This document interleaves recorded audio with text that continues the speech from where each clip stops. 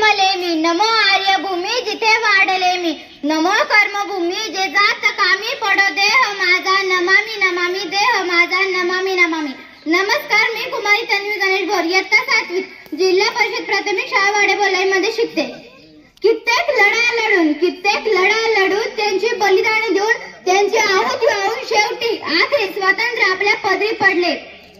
स्वातंत्र्य शब्दाचा अर्थ फक्त तीच व्यक्ती समजू शकते जिने कधी पारतंत्र्य पाहिलं असेल, गुलामगिरीत राहिलं असेल. स्वातंत्र्याचे मूल्य एका शब्दात सांगता येणार नाही, इतके मोठे आहे.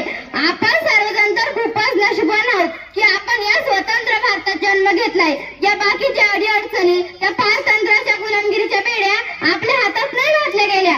याबद्दल आपण सर्वजण तर खूपच नशिबवान आहोत. भारत, हिंदुस्थान, इंडिया हे नाव फक्त तोंडावर जरी आले ना तरी रक्त असं ससायला लागतं. आपले मान अभिमानाने उंचावते.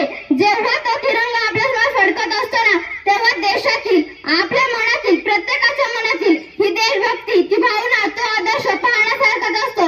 किसी ने खूप कहा है कि हम अपने जान के दुश्मन को भी जान कहते हैं, हम अपने जान के दुश्मन को भी जान कहते हैं, और इसी मोहब्बत के व्यक्ति को हिंदुस्तान कहते हैं, और इसी मोहब्बत के व्यक्ति को हिंदुस्तान कहते हैं.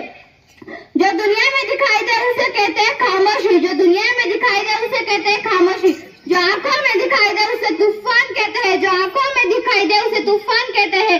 और ऐसा एक ही देश है जिसमें मेहमानों को भी भगवान कहते हैं, मेहमानों को भी भगवान कहते हैं.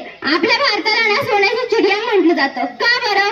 तर आपल्या भारतासारखं समृद्ध, शेती प्रधान, कृषी प्रधान देश कुठल्या त्या काळी नव्हता हो.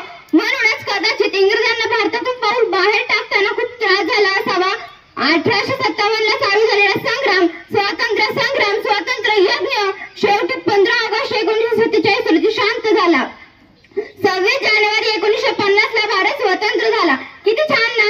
पण तुम्हाला माहितीये, जरी भारत स्वतंत्र झाला असला तरी तो कोणापासून झाला? तर या भारत भूमीवर राज्य करणाऱ्या इंग्रजांपासून झाला. धर्मवीरांपासून नाही, जातीभेदापासून नाही. ते काळ तर अजूनही चालू आहे.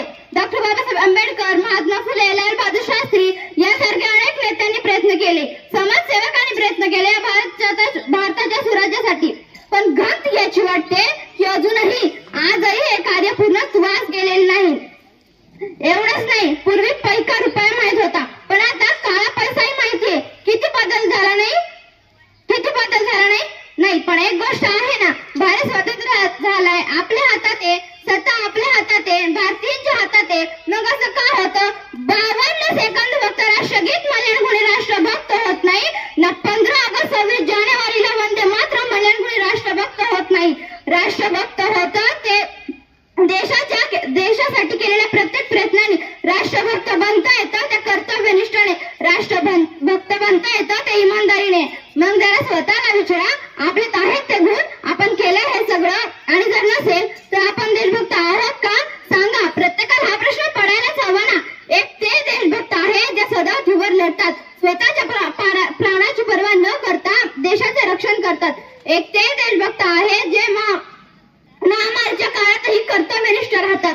एक ते देशभक्त आहे जे भारत गुन्हेगारी कोणत्याही गुन्ह्यात कोसू नये, भारतीय जाळं वाढू नये म्हणून दिवस रात्र प्रयत्न करतात.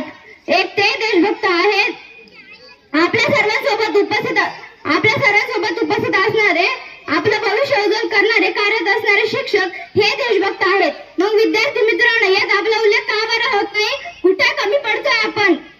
जरा आपल्या स्वतःच्या व्यक्तित्वावरून एक नजर टाकायला काय हरकत आहे?